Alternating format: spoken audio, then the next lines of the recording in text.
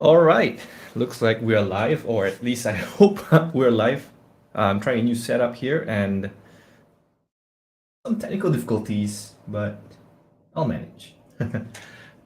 Hello, everyone. Welcome to this live stream.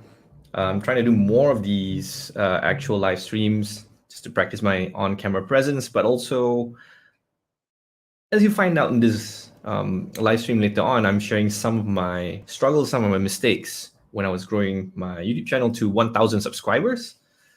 And one of them is, spoiler alert, consistency. And live stream is one of those ways where I will try and do more of and experiment with in the future. And you'll see more of that on this channel just because I like to experiment and also mix things up a bit. And there's something about going live that just catches me off guard. All of us, really. And then you get all these funny moments, you might get all the mistakes, and you see all the uncensored stuff. And there's some direct engagement with those of you who are staying in the chat, attending this session live. And of course, I'll also be eyeing the comments section for those of you who are joining as the replay. You're watching it as a replay later on. So to those of you who are doing that, hello again. And I'm just going to give a few minutes before I kickstart this, but just some background. We're going to have some Q&A more often in this channel. In fact, I've been using my community tab to create polls on the YouTube channel. And this way I get to gather more feedback, survey some questions, and just get more of a feel of what kind of content will be more useful and valuable to all of you who are either subscribed, or if you're not subscribed yet, you're continuously watching my videos. So thank you for that, first and foremost. And all your feedback does contribute to the plans I'll have in the future for this channel. And yeah, do join in to contribute your feedback. All these data is valuable to me. All right, so just want to wait a minute or so more. And oh, hello, there's someone here in the chat.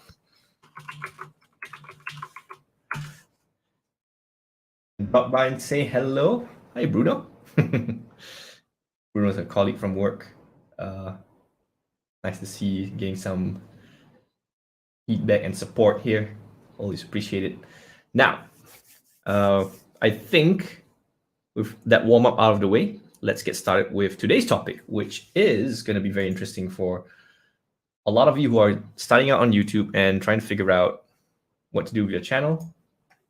Today, we're going to talk about how to get 1,000 subscribers on YouTube in 2022. And specifically for this session, I'm going to share 5 mistakes that we should pay attention to and you should really avoid when you're growing your YouTube channel. And these 5 mistakes are something that I observe as I grew 2 of my YouTube channels myself, and also by talking to other creators who are also growing, who are just starting out, and some of the struggles along the way and some of the lessons they've learned as well. So let's get started with the first mistake. And that is, oh, sorry, my bad. I should be doing my introduction first. Well, this is what you get when you go live. There's a lot of mistakes that is captured on camera and all the stuff I can't edit. I've been editing a lot of my mistakes out of my videos. So for those of you who don't know who I am, and if this is first time meeting, hi, my name's Adam. And just a bit of a background, I've been experimenting with content on both YouTube and email marketing.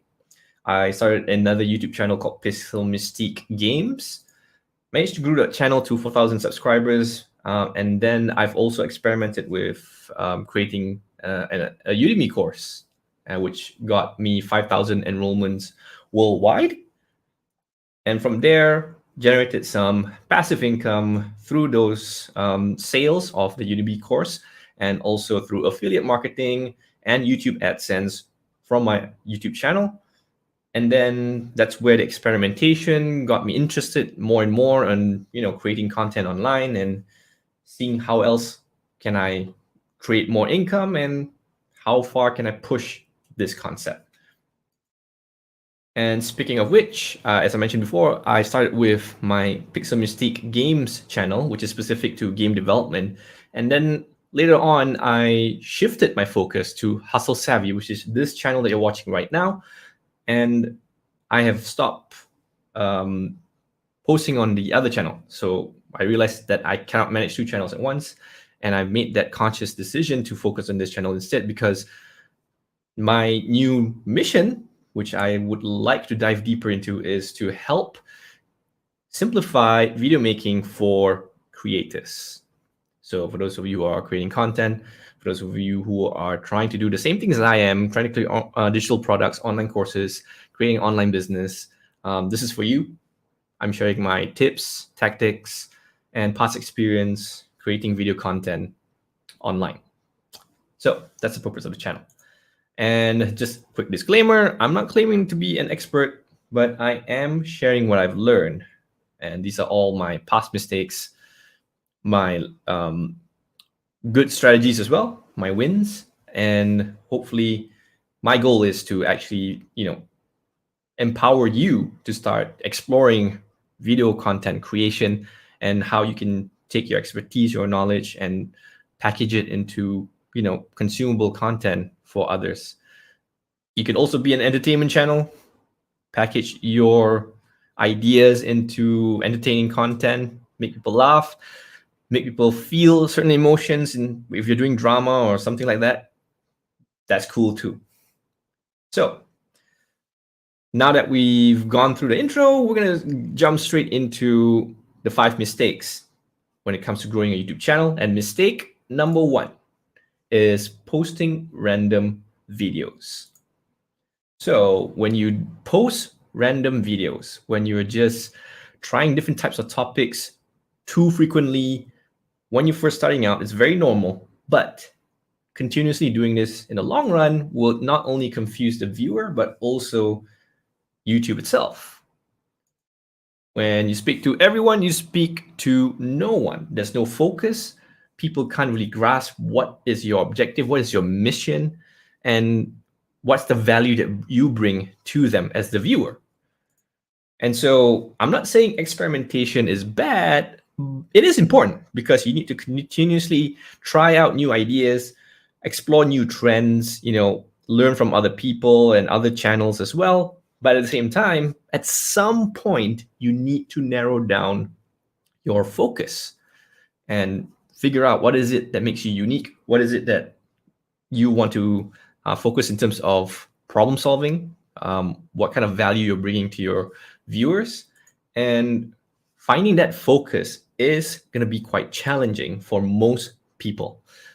There's going to be outliers, of course. Some of you who already know what you're doing, you probably have a business already, and then you're just creating an online presence using YouTube. Sure, you will have to figure out other things along the way as you're building up your channel. But for the rest of us, finding that focus from scratch is going to be that journey. And there are many ways to go about this. And I go in depth into some of these techniques in my previous videos. And in fact, I think it's about time for me to go deeper in my future content. But basically, I narrowed down to 3 main ideas and 3 main point of views, actually. The first one is, what is your passion?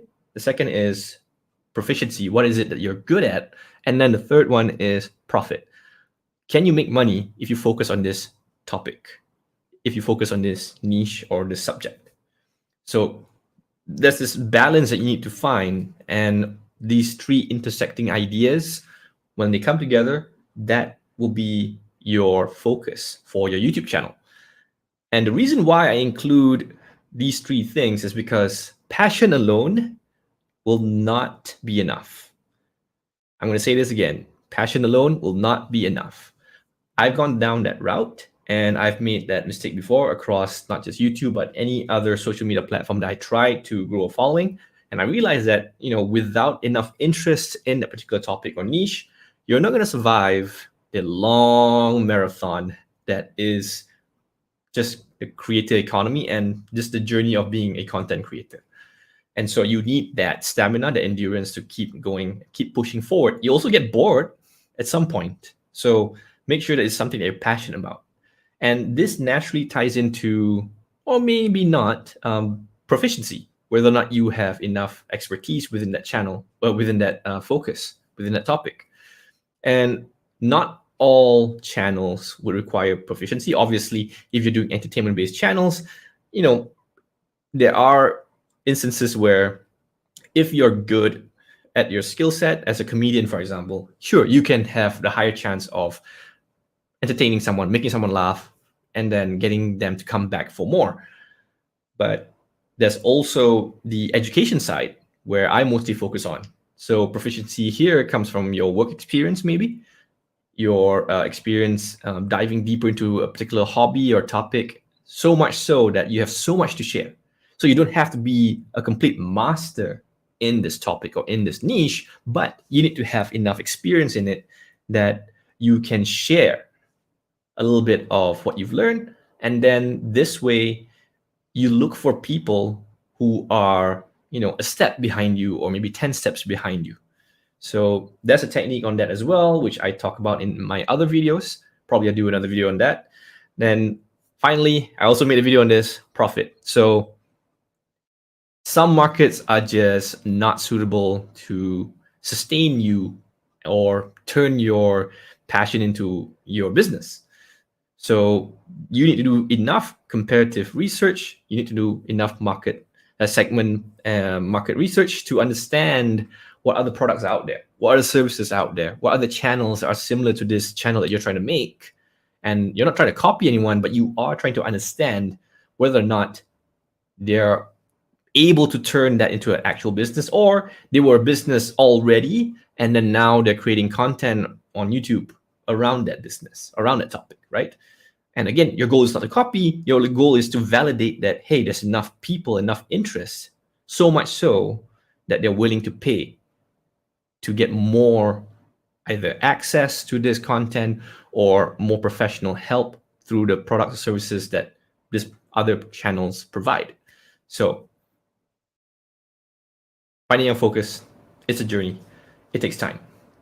So we move on to my own story as well, where, as you can see, this screenshot right here, I'm still refining my focus. You can see right off the bat, I'm experimenting with different things, and some of them include YouTube growth strategies, how to make money on YouTube, some tutorials and tips when it comes to video hardware and software. So I can't say that I've nailed it yet. I'm going to be admit and transparent about my own journey, and which is the whole point of this live stream. I'm here kind of like sharing my report card, so that everyone is aware that not everyone's got it figured out yet. It's not about perfectionism. It's about progress. It's about understanding what needs to be done in order for you to learn more about your audience and then keep refining, keep exploring. And so my question to you is, what's your channel about? Type in the live chat if you're watching this live, or leave it in the comment section if you are watching this on the replay. And I really want to know more about your channels. And this is a good time to practice your quote unquote sales pitch, your one-liner, your taglines, or your value proposition of your YouTube channel. So drop it in the chat, or if you're watching a replay, like I said, drop it in the comment section and I'll have a look. So that's mistake number one. Now, mistake number two that I've learned the hard way is to sometimes you end up splitting the audience. Now, what I mean by this is when you are experimenting, and even after you kind of narrowed down your focus a little bit, you have a suspicion that, okay, I'm going to do something around this big topic. I will continue to experiment and figure out from the data I get from my viewers, how to be more specific and be, continuously narrowing down my niche or my focus or my channel topic, right? Along the way, as you post more and more videos, you're trying out different ideas, some of these videos will take off. And I don't mean being super viral and getting millions of views. I'm just saying that if you're averaging 100 views on your channel, and then suddenly one of your videos is doing 1,000 views within a day, that's like an outlier. So that is what we call a high performing video for your channel, because it's very specific to your situation, your context, and your progress. And you're going to start identifying more and more which videos are the higher performing ones, and some of them might end up attracting a completely different audience than you intended. For example, here on screen, you can see, I have audience A that's looking for ebooks. And I can't remember the reason why, but I think I was in full-on experimental mode. I created a topic about this. I shared what I've researched about this, and I specifically narrowed down the topic to be about a specific marketplace, a tool for you to sell your ebooks. And then on the other hand, audience B is looking for more tips or tutorials around video production, so video making or video content creation, right? And in this case, I narrowed down my focus to talk about Logitech webcam, and specifically a software that will help you boost your performance for that webcam. And you can imagine, like I said, these are two different audiences. There's some overlap sometimes, but for the most part, they are going to be there for different reasons. And here's what's going to happen. Audience A, they just watch that one video and then they're gone. So audience B does the opposite. They find that, hey, there's another video here on this channel and it's related to my previous video that I watched. Let's check out this one. And then after that, another one that's kind of similar to the topic on the previous two channels. So now let's watch the third video. So more returning viewers, as YouTube call it, equals more views, because they're viewers who would give a lot of value in return to you as well in terms of growth, because they are watching more of your videos, not just one. So the average view per viewer is a higher ratio when you do content that is relatable to one another, or it has very similar tendencies or formats. Whereas what I did in my first example, the ebook, none of that happened. I didn't chain or link it to other videos. Like, it just doesn't make sense, right? And so you might encounter this in your channel. You might be asking yourself how to stop splitting the audience. What can I do to prevent this? Or when it does happen, how do I react to it? So there's a few options that I've thought about, and I would say you need to choose either option one, and that is to do a pivot, which means you change direction. You found out that this new video that you posted is doing very well, and after doing some deep dives into it and you start researching and thinking more about it, hey, you make a decision, let's do more of this. Let's position the channel to this new direction. Let's move in this new direction. Now, if you do that, you're going to have to accept the cost, because whatever followers or subscribers that have been gathering around you before may not be interested in your new direction. And then naturally, that will lead to a lot of unsubscribes. Some might stay, some will just go. And that is something you have to accept if you decide to go with option one and to pivot in that direction. Now, option two, which is something I favor a little bit more, is to find parts of that video that is doing super well and dive deeper into analytics, survey your audience, and figure out what makes this video so interesting to them. Is it the format? Is it the title? Is it the idea? Or maybe you are trying a different kind of presentation style. Maybe you are using more humor. Whatever it is that you're using in that video, find out the patterns and extract some of that and apply it to your original topic or original focus.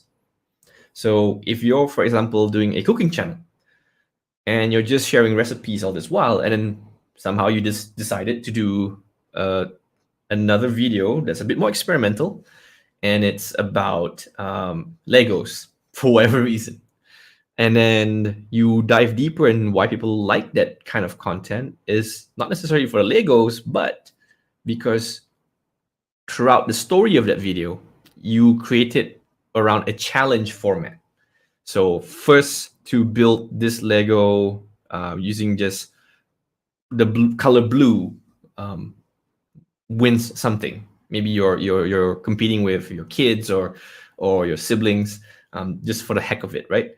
And then you find out that the challenge format, there's something about the challenge format that's actually appealing to your audience, and then you try and combine that challenge format into your cooking videos. Maybe you then try to experiment with, okay, I'm gonna cook ramen purely using a fork, or something like that, right? So you experiment, maybe just using this one type of vegetable. I'm gonna create 10 dishes, and maybe you experiment with time constraints, or I can only do this within 1 hour or 10 minutes, something like that.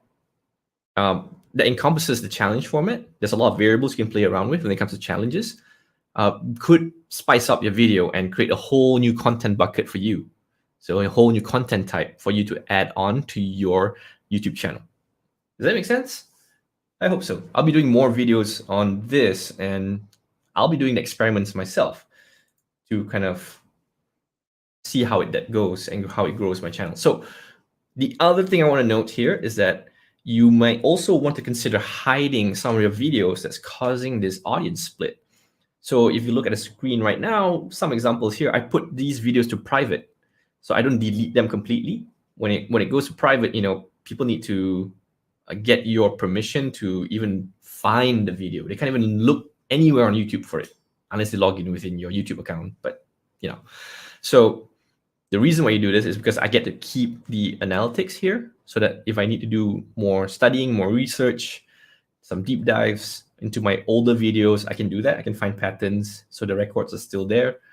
And also, if I ever need to re-enable these videos, make it public all over again for whatever reason in the future, I have the option rather than re-uploading, because I can do that too, but it's more convenient this way. So ever since I realized I was splitting my audience, I've identified other videos that might cause this split. So you can see in this list right here, like there's course recording software, there's some basic video editing, but it's along course topics, and I didn't want to go that deep into courses just yet. So I decided to, let's just hide all these videos. And this might be a tricky thing, especially when some of these videos are, like I said, performing very well. It could be 3 of them that's performing really well for your channel, and you'll be in this dilemma. Oh man, every day or every week when I check my analytics on YouTube, I like to see the numbers go up. And now you're telling me to hide these videos? Come on, man. But trust me, in the end, you're going to dilute your audience. And without that clear focus and that consistent theme or topic, you're not going to grow as quickly on YouTube. You can grow, it'll be slower, and you may not be as effective later on when you're trying to build that relationship with them, and you're trying to also maybe pitch something to your audience. You're trying to sell merchandise or your coaching services or your online courses. It becomes a bit more challenging because maybe half of them don't care at all, or even worse, maybe 90% don't care. So that's one thing to consider, and that's one of the mistakes I've made that's really hurting my current channel. And mistake number 3, inconsistent uploads. So I introduced this topic kind of like a sneak peek when I first started this live stream, and it is what it is. So life happens, and this screenshot here represents my YouTube analytics, and you'll see that anywhere there's a play button icon, those indicate when I uploaded a new video. And look at that. That's like a huge gap there in between. There's a huge gap in the beginning and at the end of the graph as well. So I haven't been consistently uploading. So I was targeting a weekly upload, but life came and just disrupted everything. It is what it is. So this will happen from time to time. I've noticed this pattern happening throughout some busy periods throughout the year. And it made me question whether or not I want to change my cadence of my upload so that, I can make it. So I've even thought about, reducing my uploads just twice a month rather than doing a weekly upload. I even considered doing other things. So here's what I've been thinking. How to be more consistent, maybe I need to match the effort with the existing resources I have right now.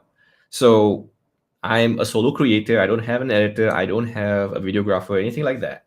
That means that I need to spend my time and effort to do all these videos myself.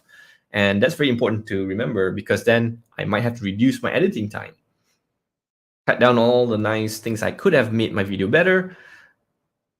But, it might be time consuming. So that's a sacrifice I have to make in order to be more consistent, right? There's some balance that you need to meet. You don't want to reduce the quality too much. So as long as the value is given to the viewer, especially if you're doing an educational content, you're able to teach the certain steps, or you've done your tutorials well enough, it doesn't have to be super shiny. It just has to be presentable, right? And so there's also other tactics like mixing content styles. So I was making different types of content. I was doing tutorials on hardware as well, video settings on cameras, video settings on webcam or your phone, how to use your phone to record video. But maybe I should do more software-based tutorials. Why? Because then I can just record the screen. And you are following step by step anyway. You're following my mouse cursor and what it is I'm doing on screen. That means I don't have to do as much editing. Maybe that will help, right? There's also what you're watching right now, this live stream. It's a content format that's different than the others. And this could reduce editing time, because like I said, you're watching everything live, nothing censored here. All the mistakes are on screen. So it's not only a good practice session for me to be in front of a camera, almost unscripted. I have my slides, so I'm kind of cheating a little bit, quote unquote, in the sense that I've come prepared with some bullet points. But yeah, I'm just turning on a camera, attaching all the necessary things, fire up the software, and click live. So this will have less prep time for me, less post-production, less editing, and that will allow me to focus on the other content pieces that I'm doing, right? And so the other important thing to take note is that you can always improve and add all the fancy bells and whistles to your video when you have more resources. Maybe you've grown your business, your channel to a certain size. You can have enough resources to hire someone to help out on certain things, maybe video editing, or just someone to help you with one of the tasks, like creating thumbnails, for example. Yeah, this is what's going to happen. You're able to eventually grow your channel just like you would grow a business, and scale up and delegate. So that is a very important mindset to kind of pace yourself based on where you are right now in your progress. And so my question to you is, what can you do to upload more consistently? Assuming, of course, you haven't been consistent. You can feel free to type in the chat. And if you're watching a replay, like I said, drop it in the comment section. I'll have a look. In fact, let's have a look at the chat right now and see if I can reply to a few people. Bruno here says, my channel will be about coaching with a focus on rewriting limiting beliefs and non-violent communication. Awesome. Yeah, that's a very good proposition, value proposition right there. I think that has a lot of potential for people to just like look into transformation, personal transformation for themselves. And I like how you emphasize non-violent communication. So there's a very distinctive value proposition there. And can't wait to see how your channel goes. So cool. Let's see now. Okay, that's all we have for now. I'm gonna then move on. But hey, feel free to drop more things in the chat. I'll catch up to you in the next session. So let's move on to the mistake number 4. Mistake number 4, over optimization. So a lot of people say, hey, you should really focus on doing keyword research, and then stuff your description and your title with all these keywords, right? And I even made a few videos about SEO for YouTube. So search engine optimization, that's what it stands for, SEO. And what it does is that whenever people type in the search bar, if you include those exact keywords somewhere along the titles and description, then there's a chance that people might see your video after they finish searching. There are other criteria for you to even rank in search and even appear within the first top 10 search results. And that's a video on its own. But a lot of the YouTube educators out there, the YouTube experts, have been preaching this for many, many years. And now I'm seeing a pattern where everyone's talking about, okay, don't rely on SEO, don't rely on keywords, because search content is good in the beginning when you're just starting out and you don't have much views yet, right? You're trying to figure things out and you're focusing on being discovered, but it's bad for retaining viewers. And what you should be doing is to think about how can you make your topics, titles, thumbnails designed for humans, not the algorithm. So stop thinking about how to game the system and more about how to satisfy the viewer. So there's a mindset shift that's happening here. And some people can claim that, oh, this is very obvious. It's been preached about, but I don't know. I have been consuming a lot of YouTube education content over the years, and I can see that there's a lot more emphasis only now or the past year or two. It's not that, it's not that old. All this while people talk about SEO, keyword research. So going back to the previous point I made about returning viewers. So more returning viewers means more views. Same thing here. Imagine if audience A is typing something and they found your video, they got the answer for it. Usually they'll be typing a pain point, a question, and they're looking for answers. They're looking for solution. And your video just happened to be answering that question, providing that solution, teaching them something, or making them laugh, whatever their objective is. But especially when it comes to educational content, they get the answer and then that's it, they're out. So then you don't have a chance to get them to watch more content because they're just there for that one thing, that one question. So I'm not saying completely abandon SEO. I'm just saying that, don't just 100% focus on that, which is the mistake I've been making. You should now look into how can you make that person watch multiple videos after they finish searching and they found your content. And so when we look back at some of the numbers I'm going to share here, just an example, the blue line in this graph indicates that there are new viewers. They found me through search, usually. I should have taken a screenshot of the percentage of how much is coming from search, but it's a huge portion, definitely beyond 50% coming from to my channel from search. And then the purple line there indicates returning viewers. So how many people who found me and then watch multiple videos and stick around, right?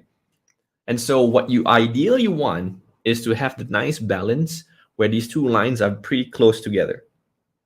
So your blue and purple line pretty close together. That means you're continuously finding new viewers. At the same time, you're not losing viewers either. They keep coming back for more. So what happens is that when you post a video within the first 24 hours, 48 hours, or even the first week, a lot of your returning viewers will be there to watch those videos. And then this way, YouTube will get signals saying that, hey, this channel consistently provides value and the same people keep coming back. That means YouTube gets to analyze this data set and they understand more about you as a channel, more about the patterns that you're showing, the signals you're giving via the videos you've been uploading, and then it have more data on who's watching your videos over and over again. And then they're going to match and find other audiences from other channels who share very similar patterns and behaviors, who are very likely to watch your content. And that is how the quote unquote algorithm, one of the many algorithms, figure out that, hey, let's go find more viewers for this channel.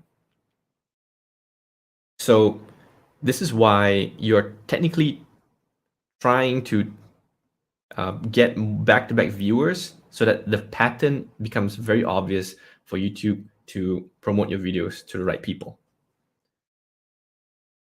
And I'm showing some examples here where I'm starting to experiment with other types of content. And if you notice, the titles are a bit more different this time around. It's not a how-to tutorial, even though I use the word how.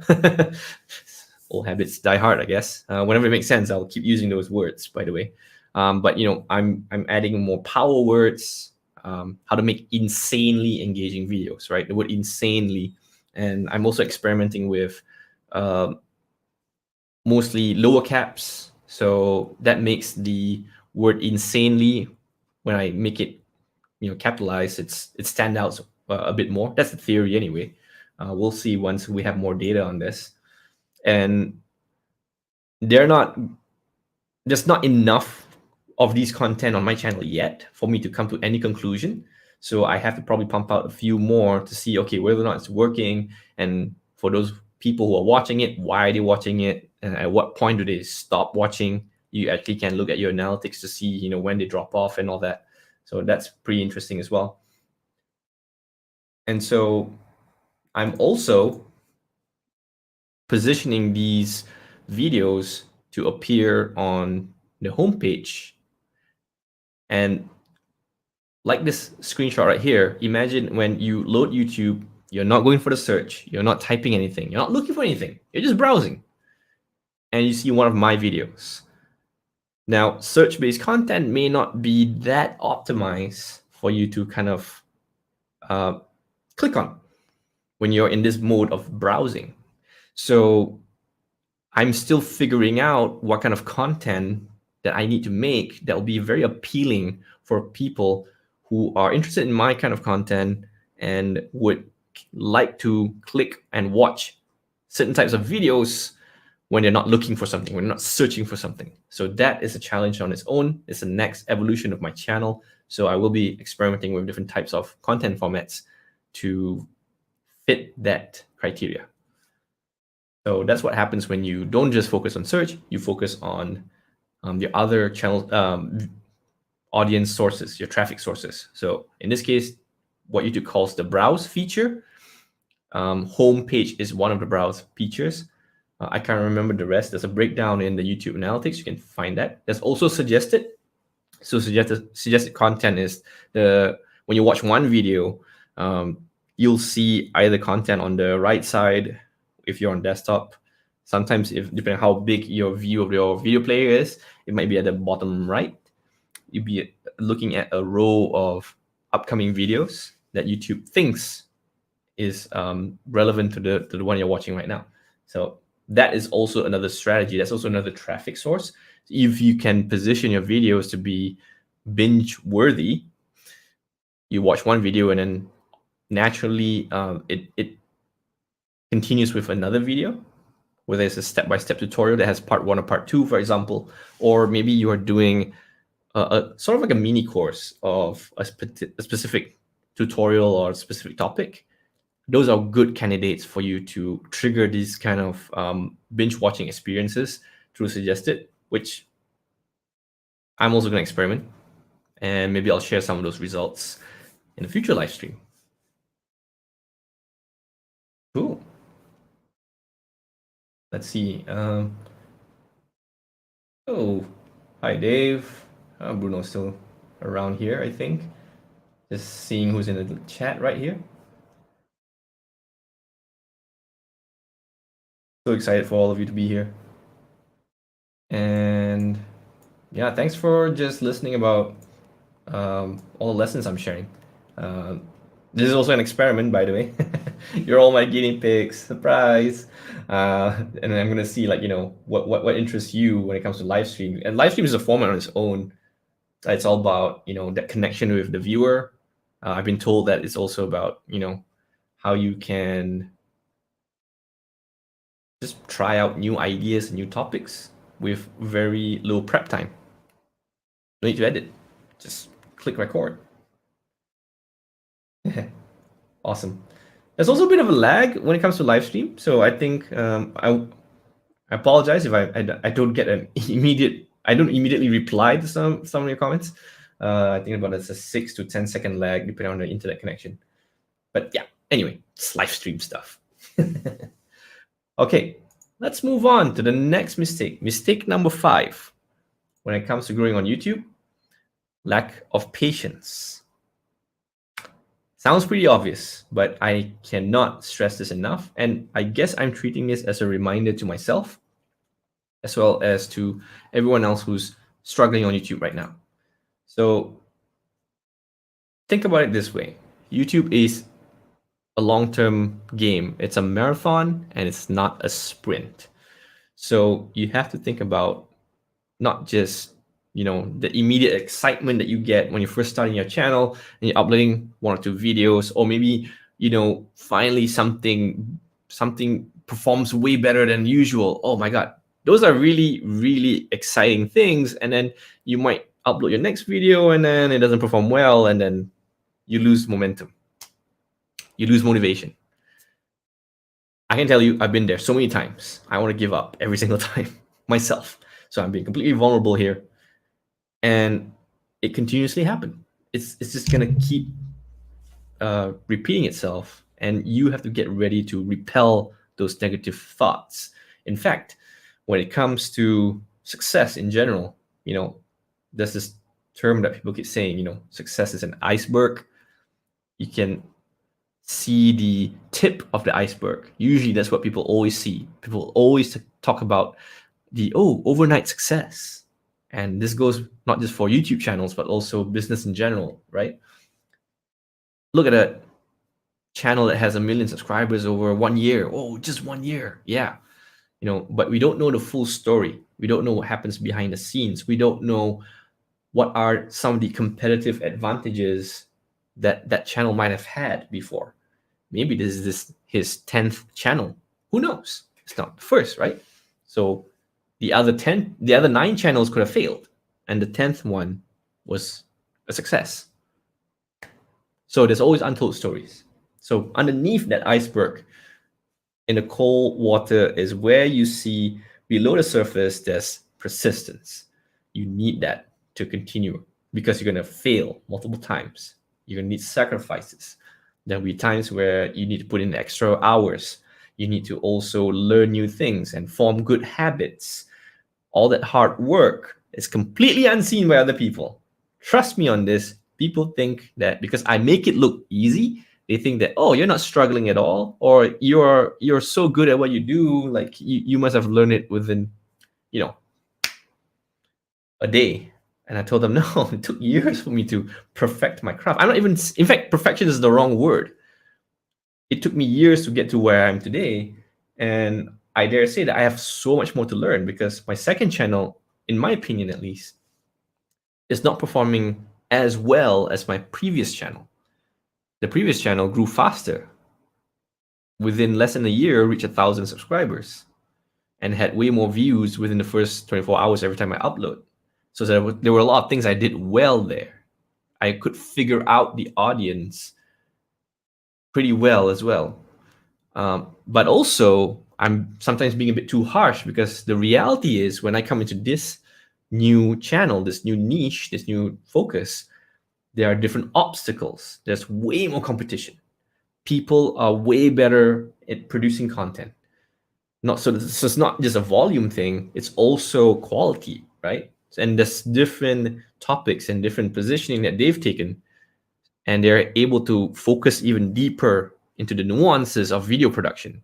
Some people go the professional route. They're actual filmmakers, or they make commercials for a living. So their level of quality is way different. They attract a different kind of audience. And we have to be careful when I create my content so that I don't get compared with them, because then, obviously my quality is way different in terms of production, right?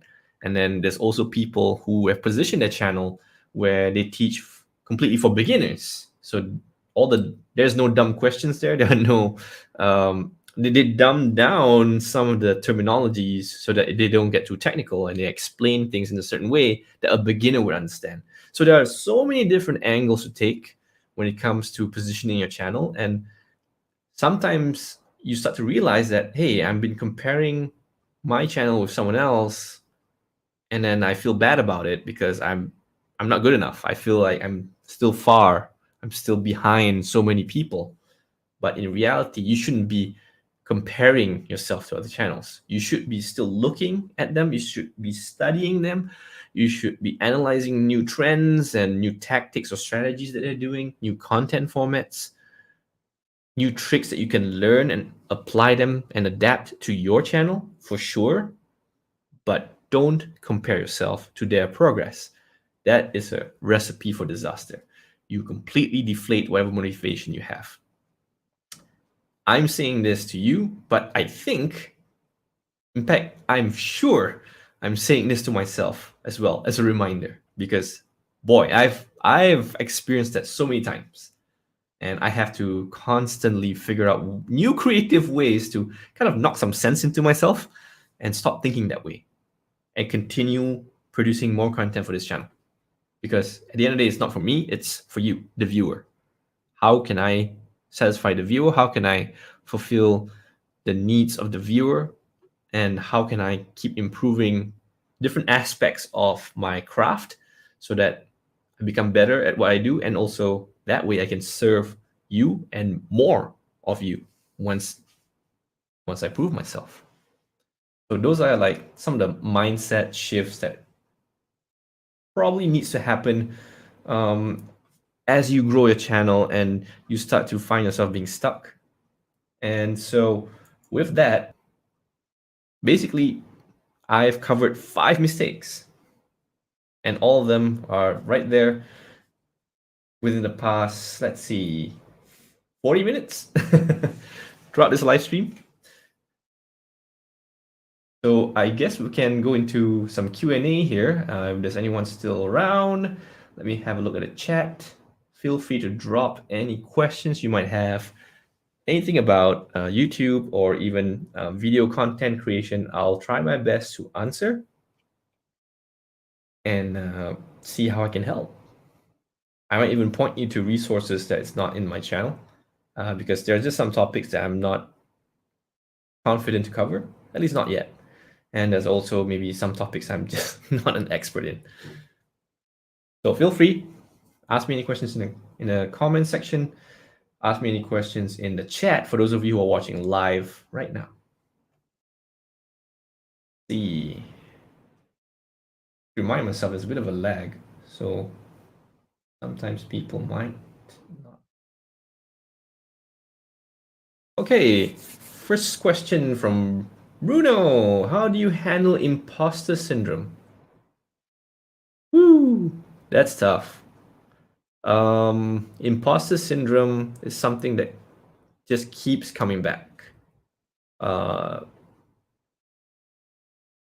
a YouTube perspective, for a content creation perspective, it's always going to be, who am I to post all these things? Who am I to even question these questions? Or who am I to ask these questions and turn it into a content piece?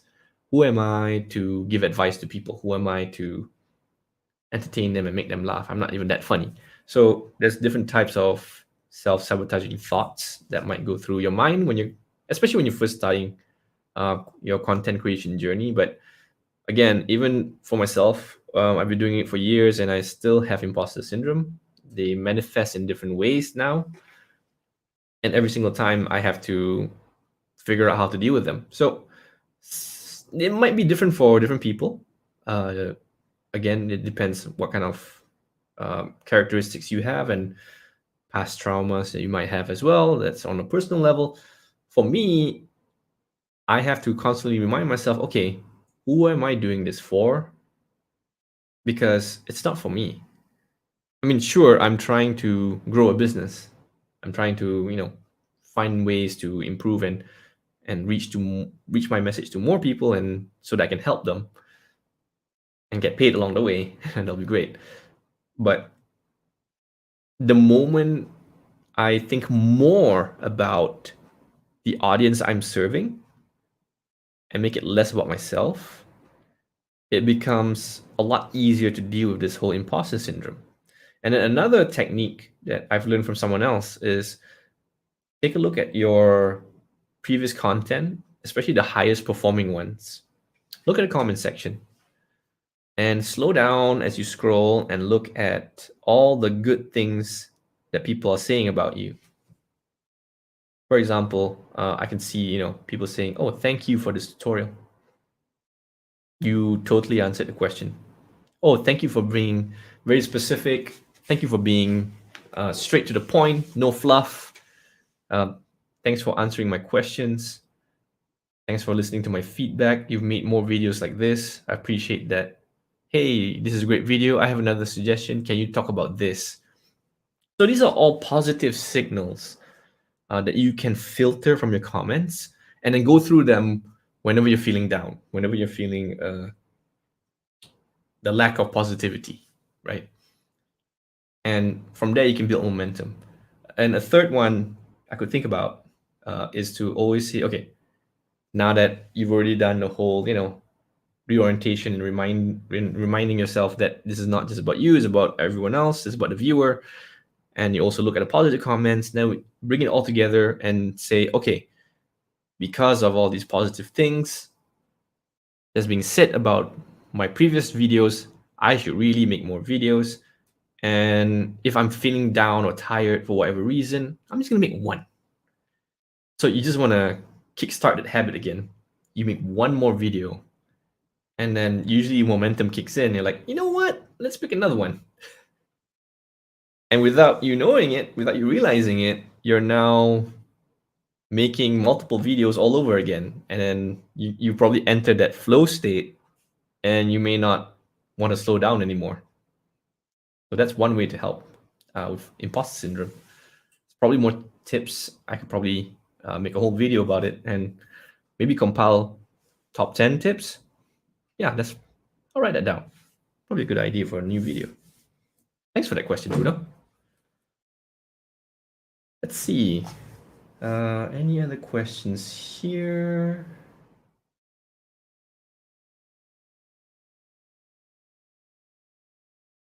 Another one from Bruno. What piece of content are you most proud of?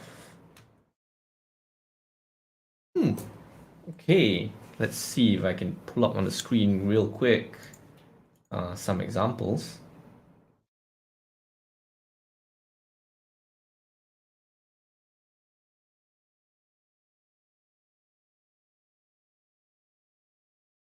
And I'm gonna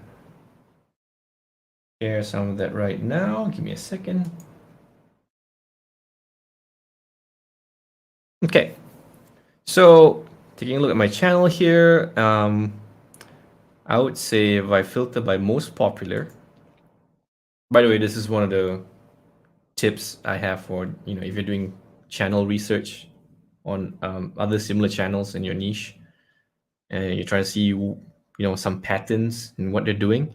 Looking at their best performing videos is one of the ways. It's not the only way. It's one of the signals you should be looking at. And so, the videos I'm most proud of are the ones where I get a lot of comments and a lot of feedback. And for now, the correlation is most likely to be triggered when there's a lot of views. But there are some videos that, for example, I think this newer one that I made recently, and there was a comment on, should I watch this video now? Okay, let's just put it on play. Okay, wrong one. What happens when you go live? All the mistakes come out. So this video right here, I'm experimenting with new content, but the positive signals I get is like, great video, love the flow of your video making, it's easy to understand. So I did experiment with a new editing style here, so I'm proud of that. I knew that I wouldn't possibly try every single editing style or every single editing technique in one video, just because I need to get the video out and not take too long. But yeah, whatever I did try, I was able to try within the time limit. Seems to have positive signals.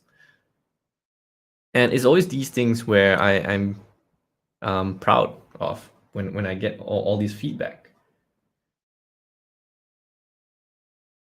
And let's see if I can pick one more example. I think another recent one as well, although it says that 3 months ago, not that recent. This is more about the Canon M50, which is what I'm using right now in this live stream.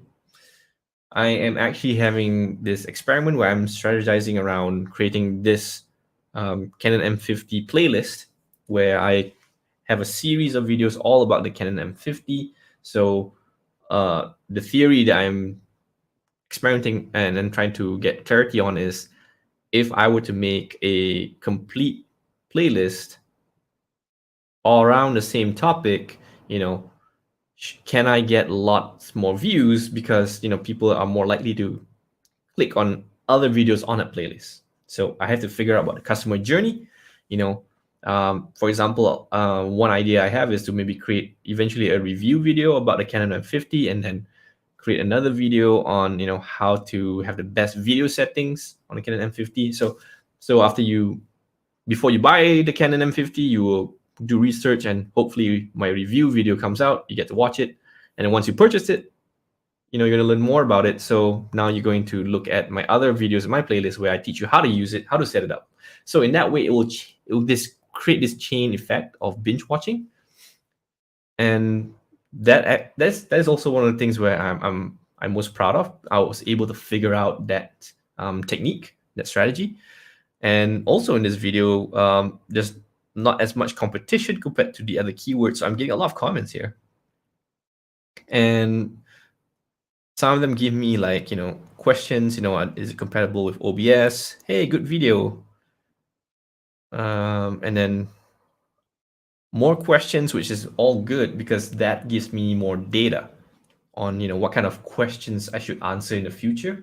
And also some of them would be stringed together as patterns for me. And I can understand the viewer better when they keep commenting using the same words over and over again. So this could be both, constructive criticism in their comments, or it could be positive reinforcement. Both are good because then I know how to steer my content moving forward. So these are the type of videos I'm really proud of as well. Anything that has a lot of comments. Awesome.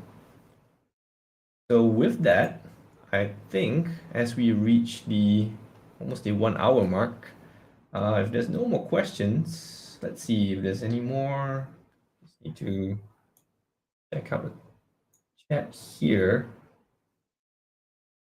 I'm okay to take a couple more questions before we say goodbye for tonight. Oh, well, it's nighttime for me right now, but wherever you are in the world. Any more questions, feel free to drop in the chat.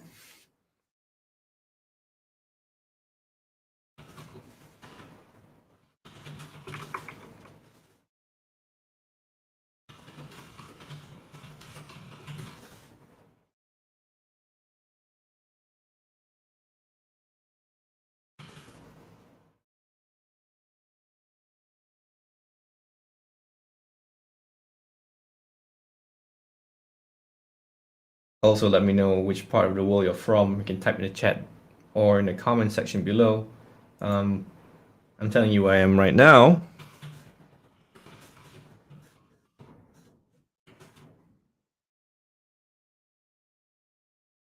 Technically, I'm not there. I'm in Taling Jaya, Selangor.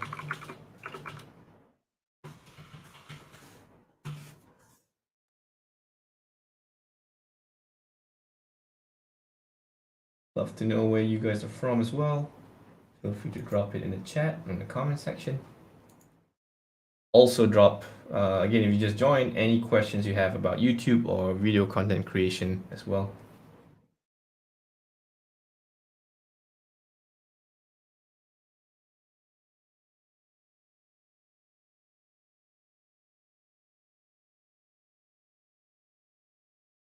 Okay, I think no more questions coming in. All right, thank you for joining me in this live stream. I really appreciate it. it's not really something that I announce as often. Maybe I should change that. But so I get to be a little bit more unscripted here. I get to really test my ability to set up my setup basically quickly and improve on that. Probably should have a checklist. So yeah, thank you for watching. I'll see you in the next live stream. Bye bye. Have a great day.